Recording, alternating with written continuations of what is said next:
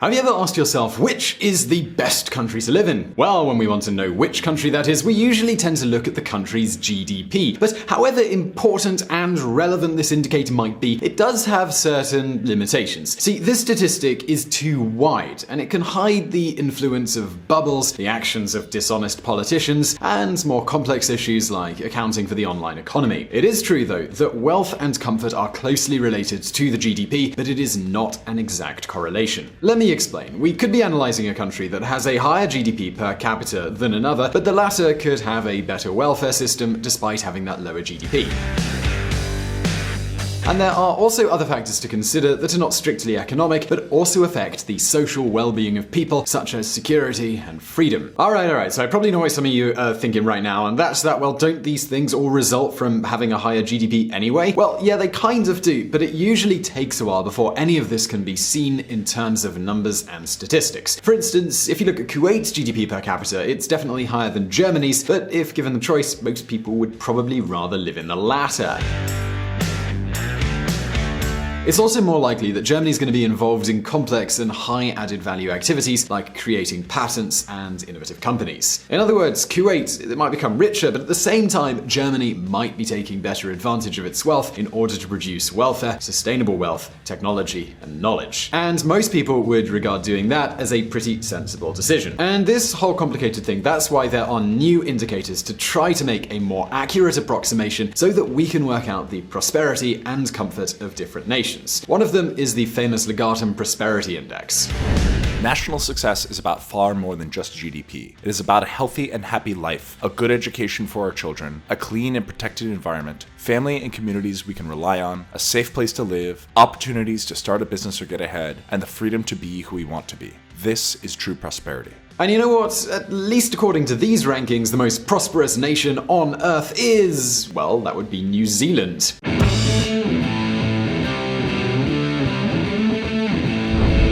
The most prosperous country.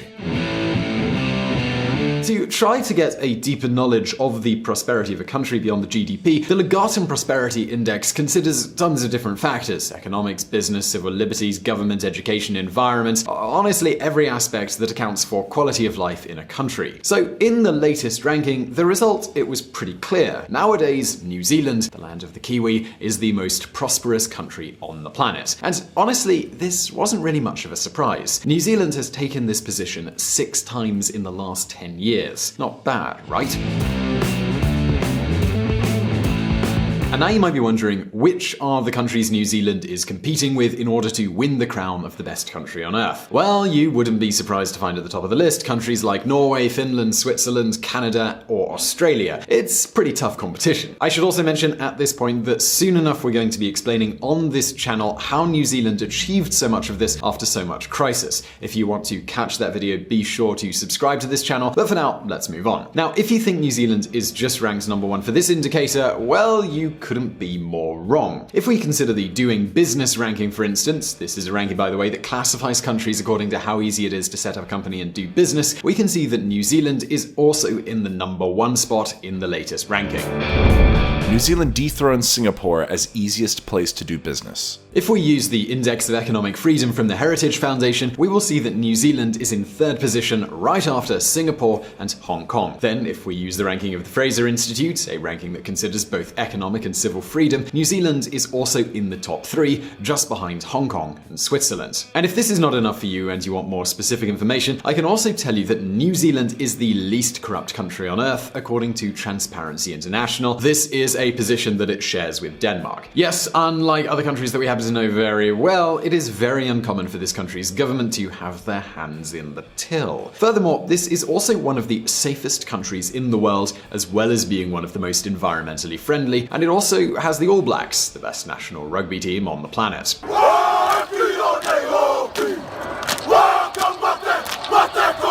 But let's move on from the rankings because honestly we could go on forever. They do seem to make one thing clear though, and that is that on paper, New Zealand, it sure does look like one of the best places in the world to live.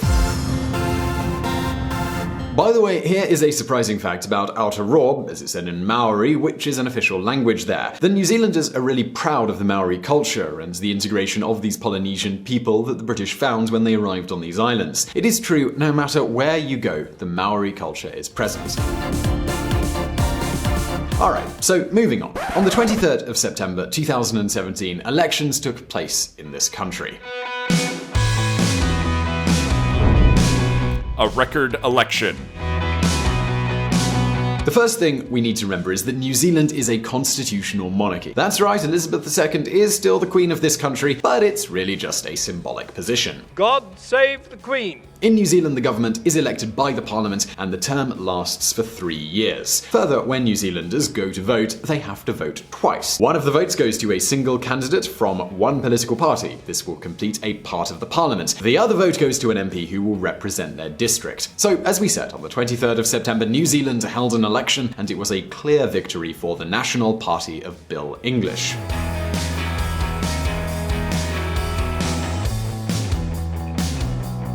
Bill English already was the Prime Minister, by the way, since the resignation of John Key in December of 2016. We are also going to talk about this former Prime Minister in an upcoming video, so again, please do hit that subscribe button. So this victory for the National Party, well, it was historic in a way. And this was for 2 reasons. First, because this party had never got so many votes in an election, and second, because if the new government is confirmed, the National Party will have been in power since 2008, the longest period in office for a party in New Zealand for more than 50 years. And truth be told, there are plenty of reasons why Bill English won. As we have seen, the country is in great shape. In fact, it is going through one of the best moments in its history. The economy is growing, unemployment is higher than the OECD average, and unemployment is pretty scarce. Plus, they also have healthy public finances. During Mr. English's 8 years as finance minister, unemployment fell, the budget returned to a surplus, and New Zealand enjoyed one of the highest growth rates in the developed world. The National Party's intention is to continue with the politics that they've carried out since 2008, and that's more trade, balanced budget, and also trying to keep immigration rates higher than ever. This has actually been a very important aspect of their political campaign. I mean, if it's not broken, don't fix it. 181,000 jobs have been created in the last 2 years, and the average annual wage is up $13,000 under national. Someone working on the minimum wage has seen their annual income go up $8,000 since 2008. Bill English. Despite this all, the campaign hasn't been as comfortable as some expected. After all, even in the most prosperous country, there are challenges and unresolved issues. JACINDMANIA and challenges. When Jacinda Ardern was elected leader of the Labour Party, the party wasn't exactly going through its best moments. In the elections of 2014, the Labour Party barely got 25% of the vote, about half the votes of John Key's National Party. However, shortly after they chose a new leader who was only 37 years old, well, they started to change. The press, they called this JACINDMANIA. 2 things have been the keys of Jacinda's campaign: housing and immigration. You see, one of the problems in New Zealand is the price of houses, something that has skyrocketed in the last few years. Here, the price of housing has increased much more than in Australia, Canada, or the United States. New Zealand tops world house price increase. But why is the price of housing growing quite so much? Well, that's for several reasons, but there are 3 main causes. First, economy and salaries are increasing a lot in New Zealand. Second, immigration rates are higher than ever. This is one of the countries that receives the most immigrants every year relative to their population. And more immigrants, that means a greater demand for housing. And third, because many millionaires and investors, especially from Asia, but also from other parts of the world, want to buy houses here to put their money in a safe place and also to enjoy the country. One example of these people would be Jack Ma, the CEO of Alibaba. The National Party, they wanted to tackle this issue by making construction easy and fast. The Labour Party of Jacinda Ardern came up with 2 suggestions. First, reducing the number of immigrants by half, and second, preventing foreign investors from buying houses in New Zealand. It was this speech on housing and immigration that got him the support of the party, and polls seem to indicate that at times it was a very close race. But once the elections arrived, the Kiwis, well, they did not hesitate.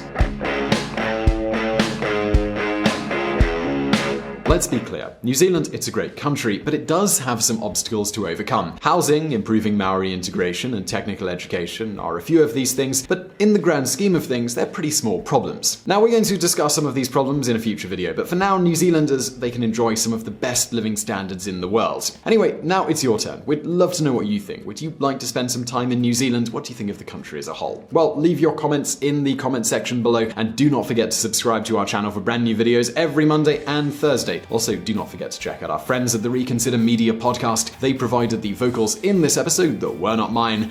And as always, thank you for watching.